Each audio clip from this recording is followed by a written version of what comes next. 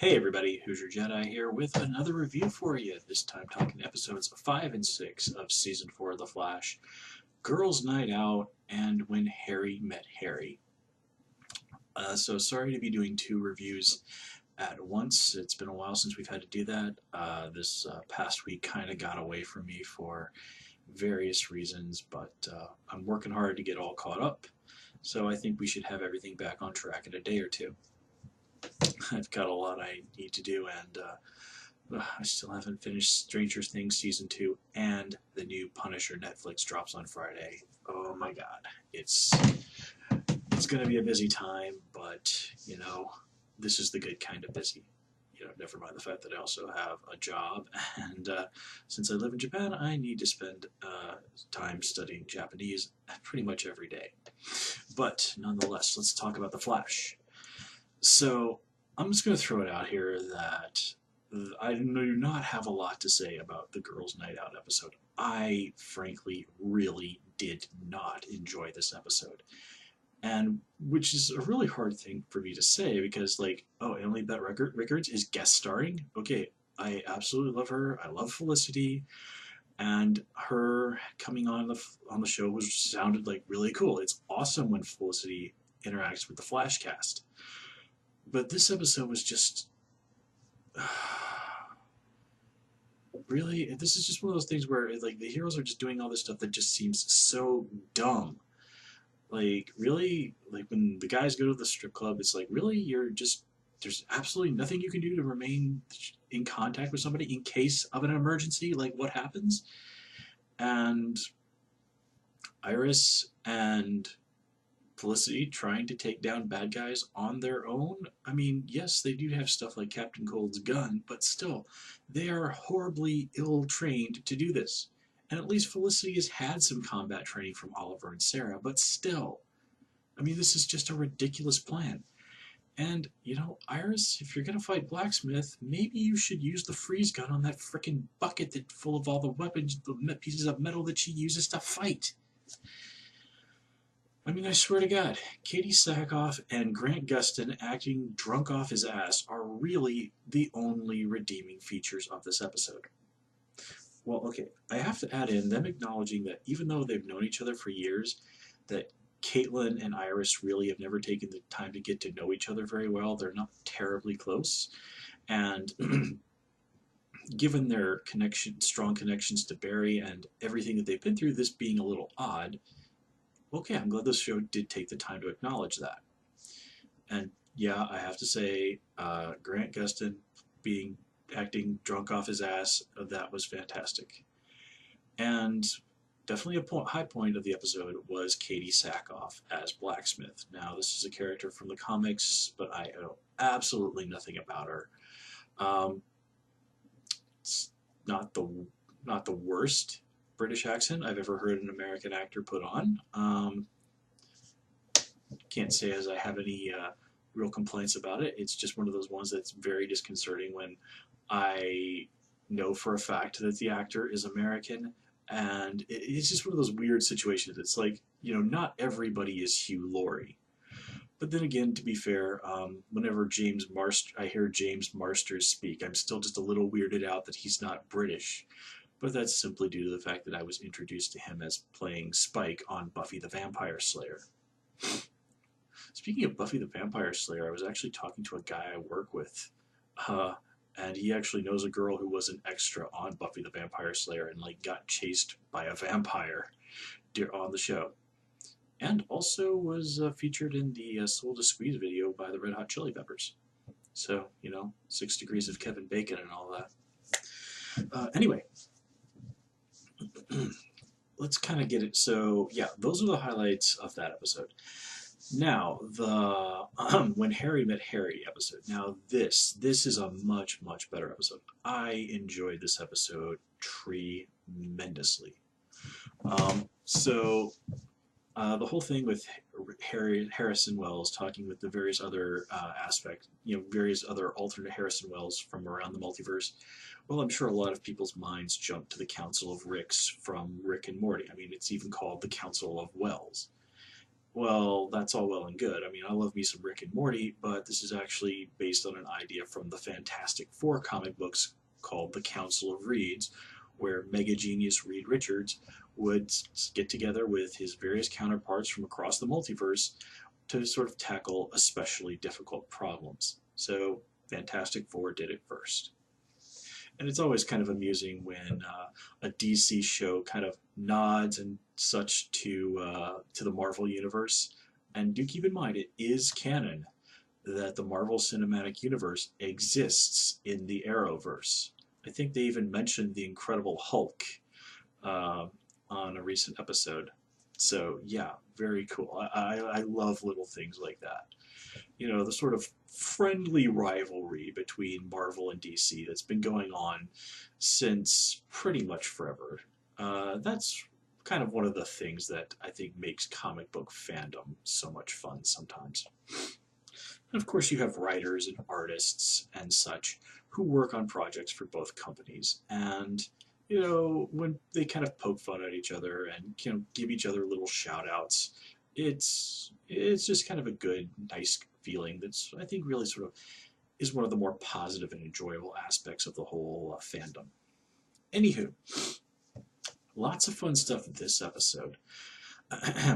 You know, here we kind of do get to see some real growth from Ralph. He is taking this whole police officer, like, superhero thing seriously.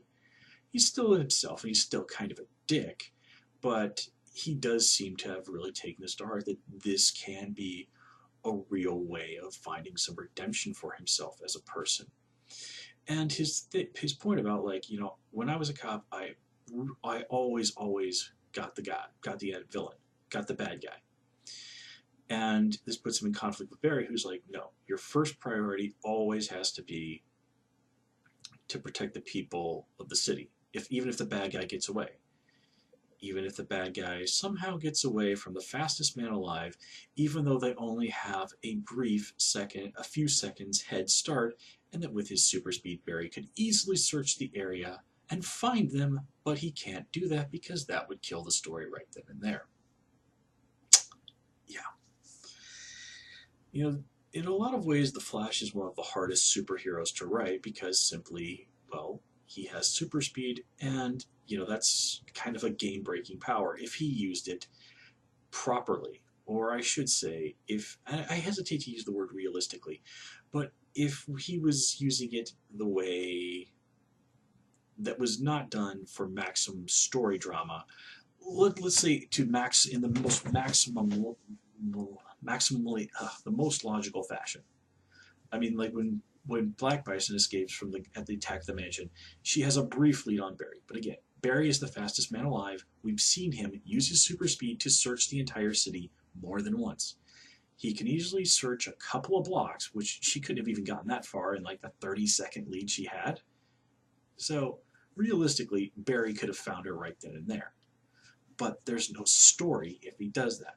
It's the same with, as I pointed out, the Flash could end most of these fights if he, when came upon a bad guy who was doing something, just ran over them and punched them in the back of the head 50 times. But again, there's no story if he does that. So it's just one of those things that we have to kind of go with. But I think this episode does a nice job with, like, when Black Bison does end up causing that little girl to get hurt. That's really what drives it home for Ralph, that Barry's right, and that while his desire to catch the bad guy was a good thing and it was genuine, it was also in a way self-serving. He was putting what he wanted to catch the bad guy ahead of what was best for others. And he has to have that really nice little speech with Barry about, like, how do you handle this? How do you handle caring about all these people, about knowing that your mistakes you put so many people in danger? And Barry's upfront with him, like, yeah, sometimes I've screwed up. Sometimes I've made bad decisions and people have gotten hurt, but all you can do is your best. And it doesn't matter if you're a superhero or anybody. That's the truth. All you can do is do your best. And yeah, it's not going to work out no matter what you do. That's an inevitability. And it is amazing that the simple fact that sometimes you will fail, sometimes you won't work out, is constantly just driving us to misery, even though rationally we know it's true. We so often have this idea that we can, as I like to put it, dance between the raindrops. That if we were only smart enough, if we'd only planned just a little bit more, if we just noticed that one little detail, if we somehow found some perfect system, then we could go through our life and that nothing bad would ever happen to us. And it's such an alluring dream. That if I could only find the right formula of study and exercise and diet and this, that, and the other damn thing, I could live my life and get everything that I wanted, that bad things wouldn't happen to me.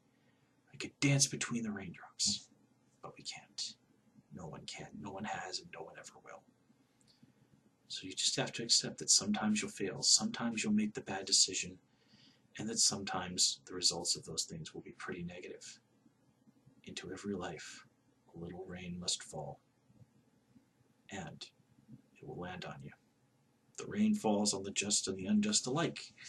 And I'm throwing around way too many metaphors and getting overly philosophical. So, but yeah, it does, seeing the kid get hurt, that's what really does it for Ralph. He has realized that, yes, I do need to continue to take this seriously, and Barry knows what he's talking about. I'm the rookie here. I need to listen to him.